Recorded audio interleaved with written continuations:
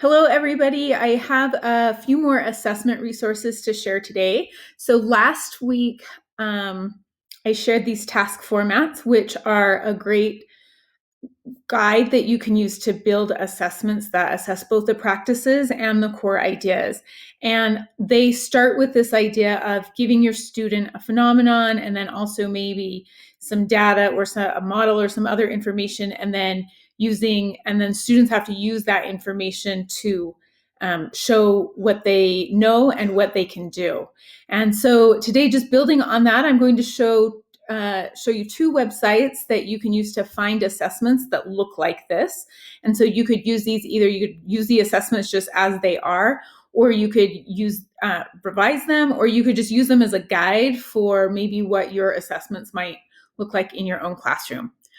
So the first resource is just Paul Anderson's NGSS site. It is called The Wonder of Science, and you can just Google it, but the address is thewonderofscience.com. On the homepage, there is a link to all of his assessments. He has written at least one assessment for every single NGSS standard, and there are also assessments that teachers have created in workshops with him. And so this is a great place to pull out those crosswalks that I introduced several weeks ago so that you can see which NGSS standard aligns to which of our seed standard. So we're just going to look at two examples. So one example from middle school. So MS ESS 1.4. So this aligns to the 7th grade standard 7.2.6. So you can see there are two assessments here. And the reason I pulled these up is because the assessment questions are identical. So when I open these and we get to the actual question piece, the questions are the same. The only difference is that they have different phenomena. So one of them uses a phenomenon about the Grand Canyon, and one of them uses a hypothesis about what caused the extinction of the dinosaurs. But students would be using the same core ideas to answer the questions on either of these, even though the phenomena are different. And they'll be doing the same task. So for each of these, the students will be using a claim evidence reasoning format to construct an explanation.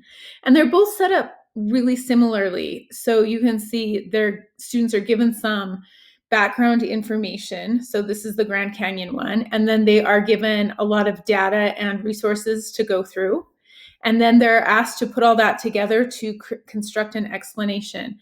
And the other one that uses a hypothesis about what caused the extinction of the dinosaurs is set up kind of the same way. So we have some background information, we have some data that the students go through, and then the task that they're asked to do is exactly the same. So these can be useful a lot of different ways. You could, if you wanted to just pull both of these assessments, you could use one for your regular assessment and one for your retake. You could use one as kind of a formative or a practice assessment at the end of your unit that maybe students are working together or they're getting feedback from each other and you're kind of looking over their shoulders to make sure that they know it before you give them the other assessment as their final assessment that they'll be doing individually.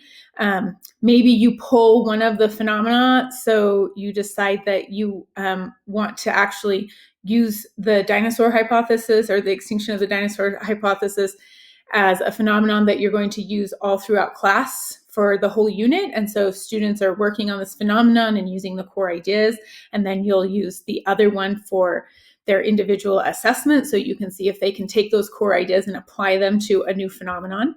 So there are a lot of different ways that you could use these, not just for assessment, but also for thinking about what you want the story to be that your students are investigating throughout class. And so we'll just look at a high school example as well. So we're going to look at a chemistry example from high school. So HSPS 1.7. So this one aligns to chemistry standard 3.4 and 3.5.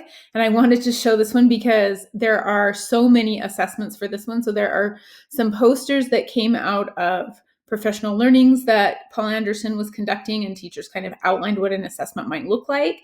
And then there are a lot of other versions of assessments, and most of them are set up the same, where students are given, for this one, some kind of chemical reaction and some data, and then they're asked some different questions about it.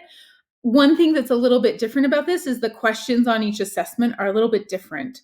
So some of them go a lot more into the math pieces, and some of them stay a little more conceptual.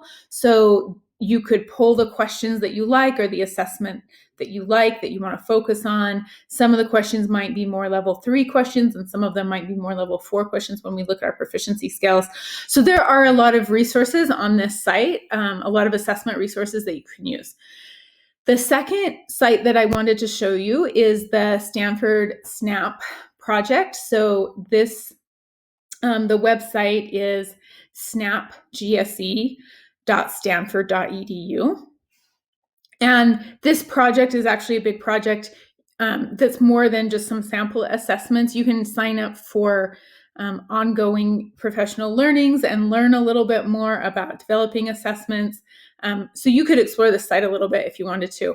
But this developing NGSS assessments piece has examples of some different assessments. They don't have a ton of examples, but they do have a few different types of assessments. And so even though most of you are not going to find an assessment that you could just pull and use as is, these are really good examples of different types of assessments you could give. So the short response items are exactly that. It's something that they're a little more like benchmark or RISE questions, where they're given a phenomenon and then asked a few questions. Most of them would be pretty fast to grade. And then there are some short performance, or actually, let's go over here. So the instructionally embedded assessments, these are assessments that are embedded into a whole unit. So there are all the resources that you would need to teach that unit at, plus the assessment pieces that you would be using as you go. And then the middle ones, the short performance assessments, these are probably about what you'd be aiming for if you were giving your students like end of unit test. So we'll just look at one example here. We're going to look at this life science one.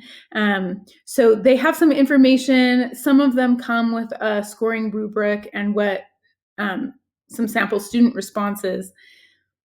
But this is one that even if you don't teach this, even if you don't teach middle school, looking at these just to see how they're set up is a great guide for how you could think about setting up your own assessments. So on this one, students are given some data and then they're asked to analyze it. And then they're given some scaffolding for analyzing the data, and then they start getting some additional pieces of data. And so this is one where students are really engaged in that practice of data analysis and interpretation, but they also have to know the core ideas to be able to figure out what this data is telling them. And so they keep going through this process of getting more and more information throughout the assessment. And then at the end, they have to write an explanation. And so this is just one example of, even if you don't teach this, of how you could set something up in a way that really engages students in the practices. So I hope that this was helpful. If you end up using any of these or modifying them, I'd love to hear about it. Several people emailed last week about how they were thinking of using the task formats, and it was really interesting to read people's ideas of how they want to use this. It was really exciting to see that. So thank you guys for all that you do. I hope that you have a great weekend.